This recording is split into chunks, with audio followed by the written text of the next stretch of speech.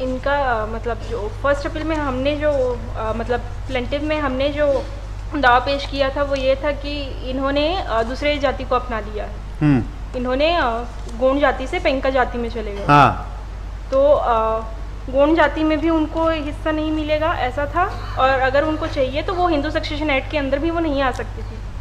तो ये बताइए प्लेंटिव जो अगर डिफेंडेंट है ये क्या नाम इनका, फूलबाई ना जी, फूलबाई अगर अदर दिन कास्ट में मैरिज कर लेती है तो व्हाट इज दी लॉ?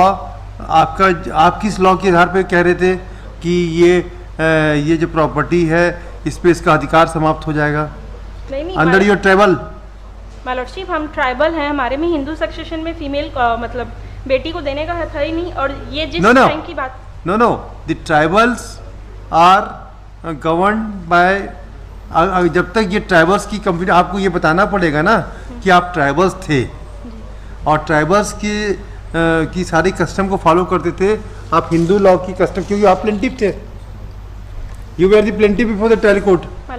तो आप प्लेंटिव का अपना तो उसको प्लीडिंग को प्रूव करना पड़ेगा कि साहब हम कस्टम से गवर्न होते जिसमें हमारे प्रोहिबिशन है। तो हम इसको अपील को एडमिट कर लेते हैं, ऐसा लग रहा है, अपील एडमिशन के लायक लग रहा है। इसमें एक क्वेश्चन आप और बनेगा, इसमें धारा 149 सीपीसी के तहत कोर्ट फी जो चस्पा नहीं किया गया था, इनके द्वारा बहुत सा प्रेयर किया गया था, सभी प्रेयर को लागू किया है, सिर्फ 112 रुपये कोर्ट पेश किया था।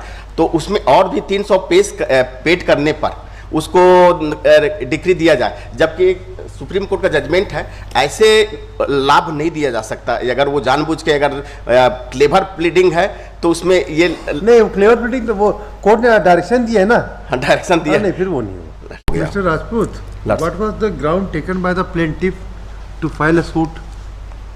You are the defendant and the trial court has dismissed the suit? नहीं, allow. Then first appellate court has confirm कर दिया, हमारा अपील खारिज कर दिया। You were the defendant before the trial court also, and before the first appeal.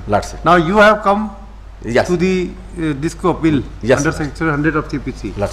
So what was the stand taken by the plaintiff to challenge your right? What was the pleading in gist they have taken? Because the suit was filed by the plaintiff, आपके द्वारा file किया हुआ है. What was the defense they? What was the stand you have taken in your plaint?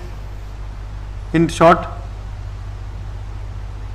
हमारा लड़ नहीं, plaintiff अपना case बताया, आप डिफेंडेंट का बता दो तो टाइम बच जाएगा। लॉर्डशिप, दावा वास्ते उद्घोषणा एवं कब्जा, पहला पैराग्राफ, दूसरा पैराग्राफ पढ़ते, या कि वादीगण एवं प्रतिवादी क्रमांक 1 से 3 एवं 7 से 15 का परस्पर संबंध एवं हक हिस्सा को समझने के लिए उनका वंश वृक्ष नीचे दर्शाया जा रहा है। ये वंश वृक्ष है लॉर्डशिप। उसके बाद तीसरा पैराग्राफ, यह कि हीरा सिंह गौड़ जाति का था तथा वादीगण तथा प्रतिवादी क्रमांक 1 से 3 एवं 7 से 15 गौड़ जाति के हैं।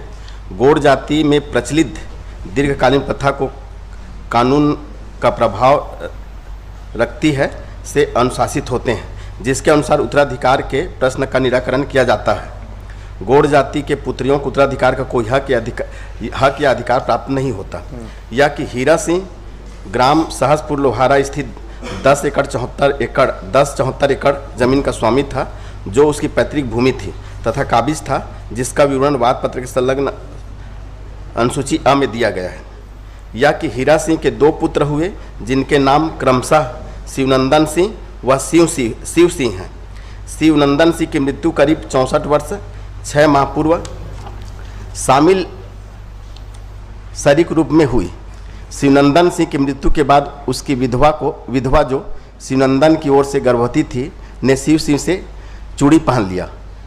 इसके बाद बिरिजबाई ने शिव सिंह के घर में फूलबाई को जन्म दिया। शिवनंदन सिंह की मृत्यु के करीब 1.5 वर्ष बाद, अर्थात 63 वर्ष पहले हीरा सिंह की मृत्यु हुई। शिवनंदन की मृत्यु के बाद अनुसूची अ में दर्शित 10 एकड़ 74 डिसमिल जमीन की स्वामी हीरा सिंह और शिव सिंह हुए, तथा हीरा सिंह की मृत्यु के बाद अनुसूची अ की 10 एकड़ 74 एकड़ भूमि का एकमात्र स्वामी शिव सिंह हुआ तथा काबिज हुआ। वादग्रस्त भूमि पर प्रतिवादी फूलबाई को कोई उत्तराधिकार प्राप्त नहीं हुआ। प्रतिवादी क्रमांक 1 फूलबाई वादग्रस्त भूमि की अथवा न तो उसकी किसी वंश की स्वामिनी थी न ही काबिज थी। फूलबाई का पालन पोषण शिव सिंह ने ही किया तथा शादी किया। बाद में फूलबाई रूपदास पेनका के लिए बिगड़ गई, जिसकी ओर से उसे उत्तराबाई एवं पुष्पाबाई एवं हुए, जो गौड़ जाति के नहीं हैं बल्कि पिता के पेनका जाति होने के कारण पेनका जाति के हैं। यह कि हीरा सिंह की मृत्यु के बाद वादग्रस्त भूमि पर शिव सिंह का नाम नामांतरण पंजी पर नामांतरण क्रमांक 248 पर आदेश दिनांक 6/6/60 के अनुसार प्रमाणित किया गया, जिसकी प्रतिवादी फूलबाई ने कोई विरोध नहीं किया और न ही बालिग होने के 3 वर्ष के अंदर उसका विरोध किया। यह कि प्रतिवादी क्रमांक 1 फूलबाई दूसरे जाति के आदमी के साथ बिगड़ गई थी, इसलिए शिव सिंह के द्वारा उसका मान गवन करना बंद कर दिया गया था, जिसके कारण वह शिव सिंह के नाराज रहने लगी और दूसरे पति के भड़काने पर हीरा सिंह के मृत्यु के करीब 50 वर्ष बाद सन 1993 में वादग्रस्त भूमि पर अपना नाम शिव सिंह के साथ जोड़ने के लिए धारा 110 भू राजस्व संहिता के तहत नायब तहसीलदार सहस लोहारा के समक्ष आवेदन पत्र प्रस्तुत किया, जिसका राजस्व प्रकरण क्रमांक 127/6/92-93 पंजीबद्ध कर सुनवाई किया गया। शिव सिंह ने अपना जवाब व प्रमाणीकरण में आपत्ति पेश किया। सुनवाई उपरांत नायब तहसीलदार द्वारा प्रतिवादिनी फूलबाई का आवेदन दिनांक 7/10/93 को निरस्त कर दिया गया। यह कि प्रतिवादिनी फूलबाई वादग्रस्त भूमि पर स्वर्गीय शिव सिंह के स्वामित्वाधिपत्य का सन 1993 में नायब तहसीलदार के यहाँ आवेदन प्रस्तुत करने के पूर्व कभी कोई विरोध नहीं किया गया था।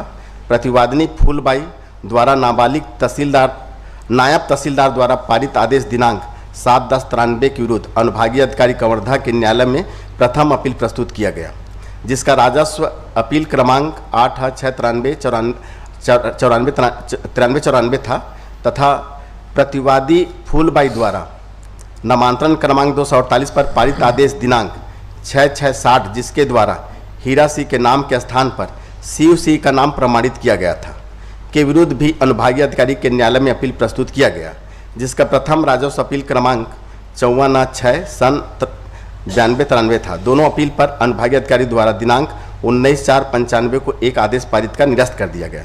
यह कि प्रतिवादिनी फूलबाई द्वारा प्रथम अपील क्रमांक 8/6/93-94 में पारित आदेश दिनांक 19/4/1995 के विरुद्ध द्वितीय अपील माननीय आयुक्त महोदय संभाग रायपुर के न्यायालय में प्रस्तुत किया तथा अपील प्रकरण क्रमांक 54/6/92-93 में पारित आदेश के खिलाफ माननीय आयुक्त महोदय रायपुर के समक्ष द्वितीय अपील प्रस्तुत किया। कमिश्नरी के विघटन के फलस्वरूप दोनों अपील राजस्व मंडल को अंतरित हो गया। आज तो खारिज नहीं हो गई है। whether the courts below were justified in decreeing the suit and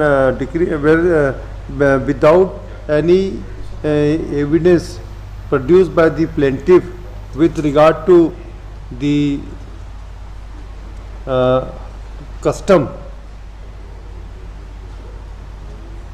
that the daughters are not entitled to inherit the property of his father, number one. Number two, the whether the learned trial court below was justified in decreeing the suit without any on a perverse finding that under the custom of the tribals, if daughters marriage beyond the caste is not entitled to get share of his father.